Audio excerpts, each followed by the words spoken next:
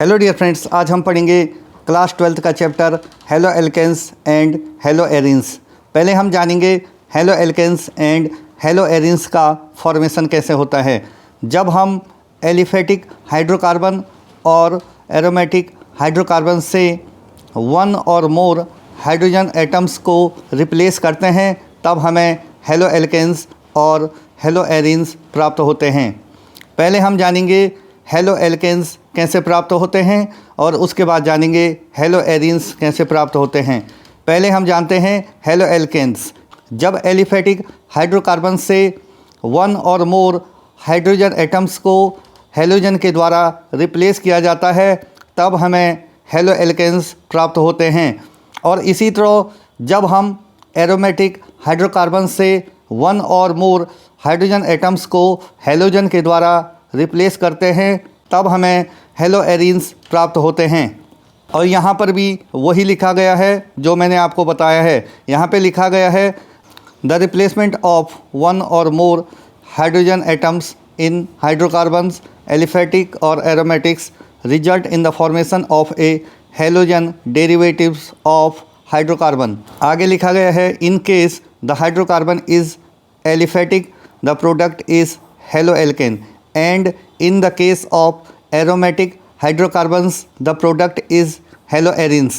इसका मतलब होता है जब हम एलिफेटिक हाइड्रोकार्बन से हाइड्रोजन को रिप्लेस करते हैं तो हमें हेलो एल्केन्स प्राप्त होते हैं। और इसी तरह जब हम एरोमेटिक हाइड्रोकार्बन से हाइड्रोजन को रिप्लेस करते हैं तो हमें हेलो एरीन्स प्राप्त होते हैं। एलिफेटिक हाइड्रोकार्बन और एरोमेटिक हाइड्रोकार्बन्स में जब हम हाइड्रोजन का रिप्लेसमेंट करते हैं यह रिप्लेसमेंट किसी हेलोजन एटम के द्वारा होता है, तभी हमें हेलो एल्केन्स और हेलो एरीन्स प्राप्त होते हैं। अब हम इसे एग्जांपल्स के माध्यम से समझते हैं। हमारे पास पहला एग्जांपल है R single bond H alkane है हमारे पास। यह एलिफेटिक हाइड्रोकार्बन है। जब हम यहाँ से एच को हटाते हैं और इसकी जगह एक्स रखते हैं, एक्स क्या रिप्रेजेंट करता है? एक्स रिप्रेजेंट करता है क्या? हेलोजन। जैसे आर एल्काइल ग्रुप को रिप्रेजेंट करता है वैसे ही एक्स हेलोजन को रिप्रेजेंट करता है, हेलोजन ग्रुप को रिप्रेजेंट करता है। और हम एच को एक्स के द्वारा रिप्लेस करते हैं और हमें प्राप्त होता है R single bond X haloalkane. जब हम एलिफेटिक हाइड्रोकार्बन से एच को एक्स के द्वारा रिप्लेस करते हैं तो हमें हेलो एल्केन मिलता है। हमारे पास अगला एग्जांपल है मेथेन, जिसका फॉर्मूला होता है CH4। जब हम CH4 में से एक हाइड्रोजन को हटाते हैं और हमें प्राप्त होता है CH3 सिंगल बॉन्ड Cl, जिसका IUPAC नेम है क्लोरोमीथेन। इसमें भी हमने H को Cl के द्वारा रिप्लेस किया है। अगला एग्जांपल है हमारे पास ईथेन। ईथेन का फॉर्मूला होता है C2H6। यहाँ पे लिखा गया है CH3 सिंगल बॉन्ड CH3। इसमें से हमें एक हाइड्रोजन को रिप्लेस करना है और उसकी जगह हमें क्या लगाना है? Cl, और हमें मिलेगा CH3 single bond CH2 single bond और Cl। इसका IUPAC नाम है या IUPAC नाम है क्लोरोईथेन। इसमें से हमने एक हाइड्रोजन को हटाया है और उसकी जगह एक Cl लगाया है। अब हमारे पास अगला एग्जांपल है बेंजीन। जब हम बेंजीन की रिंग से एक हाइड्रोजन को हटाते हैं और उस हाइड्रोजन की जगह Cl को लगाते हैं तब हमें क्लोरोबेंजीन प्राप्त होता है या हेलो एरीन प्राप्त होता है। आगे लिखा गया है in haloalkanes the halogen atom is bonded to sp3 hybridized carbon atom whereas in haloarenes the halogen atom is bonded to sp2 hybridized carbon atom. इसका मतलब होता है हेलो एल्केन्स में जो हेलोजन एटम होता है वह sp3 hybridized carbon atom से जुड़ा होता है और हेलो एरीन्स में जो हेलोजन एटम होता है वह sp2 हाइब्रिडाइज्ड कार्बन एटम से जुड़ा होता है। अब हम इसे एग्जांपल्स के माध्यम से समझते हैं।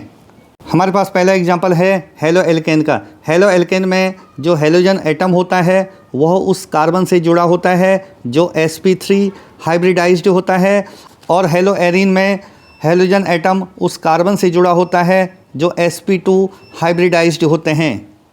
हेलो एल्केन में हेलोजन एटम उस कार्बन से जुड़ा होता है जो sp3 हाइब्रिडाइज्ड होता है, और हेलो एरीन में हेलोजन एटम उस कार्बन से जुड़ा होता है जो sp2 हाइब्रिडाइज्ड होते हैं।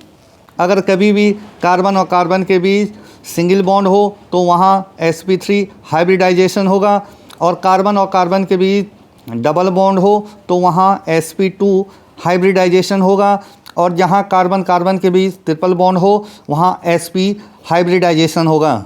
आगे लिखा गया है many halogen containing organic compounds occur in nature and some of them are clinically useful.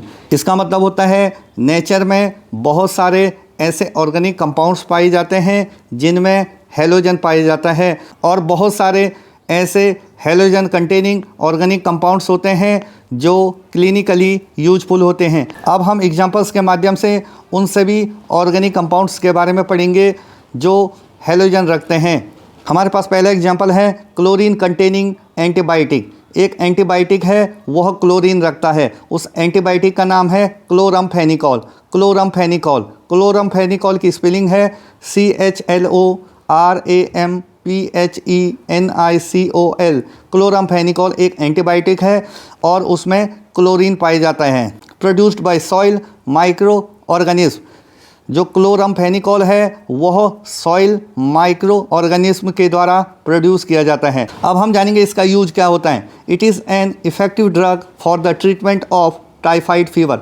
जो टाइफाइड फीवर होता है उसके इलाज के लिए क्लोरमफेनिकॉल एंटीबायोटिक का यूज किया जाता है। क्लोरमफेनिकॉल में क्लोरीन पाया जाता है और क्लोरमफेनिकॉल सॉइल माइक्रो ऑर्गेनिज्म के द्वारा प्रोड्यूस किया जाता है। अगला एग्जांपल है हमारे पास human body produce iodine containing hormones. हमारी बॉडी में एक हार्मोन होता है उसमें आयोडीन पाए जाते हैं, उस हार्मोन का नाम है थायरॉक्सिन, और उसकी कमी से हमारी बॉडी में गॉइटर बीमारी हो जाती है, गॉइटर डिजीज़ हो जाती है। अगला एग्जांपल है हमारे पास सिंथेटिक हेलोजन कंपाउंड। एक सिंथेटिक हेलोजन कंपाउंड है और उसका नाम है क्लोरोक्विन। क्लोरोक्विन क्लोरोक्विन की स्पेलिंग है CHLOROQUINE। क्लोरोक्विन जिसका यूज मलेरिया बीमारी के ट्रीटमेंट के लिए किया जाता है। जो मलेरिया जो बीमारी है उसके ट्रीटमेंट के लिए एक हमारे पास है सिंथेटिक हेलोजन कंपाउंड है, उसका नाम है क्लोरोक्विन, उसका यूज किया जाता है। आपसे पूछा जाएगा what is the use of chloroquine. आपने कहना है chloroquine is used for treatment of malaria. Chloroquine का यूज मलेरिया के इलाज के लिए या ट्रीटमेंट के लिए यूज किया जाता है। क्लोरोक्विन एक सिंथेटिक हेलोजन कंपाउंड है। अगला एग्जांपल है हमारे पास anaesthesia drugs. Anaesthesia drugs halothane is used as an anaesthetic drugs during surgery. Surgery के दौरान हेलोथेन को एनेस्थेटिक ड्रग्स के रूप में यूज किया जाता है। अगला एग्जांपल है हमारे पास इंसेक्टिसाइड्स। हमारे पास कुछ ऐसे हेलोजन कंटेनिंग ऑर्गेनिक कंपाउंड्स हैं जिनका यूज़ इंसेक्टिसाइड्स के रूप में किया जाता है, जिसे हिंदी में कहते हैं कीटनाशक के रूप में किया जाता है। कीटनाशक कौन से हमारे पास हेलोजन कंटेनिंग ऑर्गेनिक कंपाउंड्स हैं जो इंसेक्टिसाइड्स के रूप में यूज़ किए जाते हैं। DDT, BHC etcetera are used as insecticides. Insecticides DDT, BHC etcetera are used as insecticides. DDT और BHC को इंसेक्टिसाइड्स या कीटनाशक के रूप में यूज किया जाता है। अब हमारे पास अंतिम एग्जाम्पल है haloalkane are also important industrial solvents for relatively non polar compound. अब हम लास्ट में जानेंगे DDT का फुल फॉर्म क्या होता है। DDT एक इंसेक्टिसाइड है। DDT का फुल फॉर्म होता है para dichloro diphenyl trichloroethane. Para dichloro diphenyl trichloroethane. अगला है हमारे पास BHC। BHC भी एक इंसेक्टिसाइड है और इसका फुल फॉर्म होता है बेंजीन हेक्साक्लोराइड। Benzene hexachloride. दोस्तों आज हमने केवल हेलो एल्केन्स और हेलो एरिन्स का इंट्रोडक्शन जाना है। What is the meaning of haloalkanes and hello arenes.